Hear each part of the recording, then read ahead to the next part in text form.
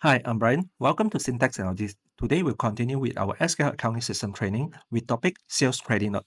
Let's get started. Once you log into SQL Accounting Software, just go to Sales module and you can see Credit Note. Go into Credit Note. Credit Note is actually a document where your customer is returning the goods to you because maybe the goods is spoiled. So you need to issue a credit note to them to increase back the item quantity in your own stock control, and also it will decrease the outstanding from your customer because something returned back, so you should decrease the amount owing by your customer. So once you go into credit note, it will be a list of all the credit note that you have created before. You can use any of the criteria to search for previous transaction, and we have more than 20 fields for you to search for a previous transaction. Confirm you're able to search. So you can create a new credit note by click on the new icon, select the customer name or type the customer name. You can right click the title and transfer from sales order, cash sales or debit note.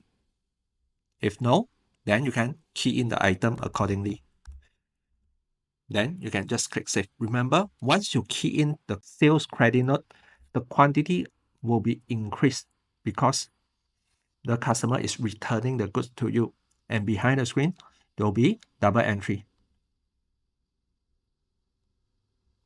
Remember, credit note is also an e-invoice, so you need to send to HDM for validation if you are doing a e-invoice credit note. So you can preview the credit note, select the templates, print, export to PDF, or WhatsApp this credit note to your customer.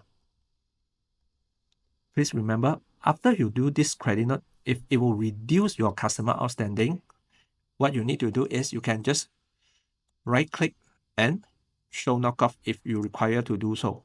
Okay, you can see that the system actually will automatically post the credit note from sales credit note to customer credit note, where you just need to click on the edit icon, and it will allow you to directly knock off with an outstanding invoice or debit note. Example, you want to knock off this, click on it to do the knock off, so there won't be any unapplied amount, save it.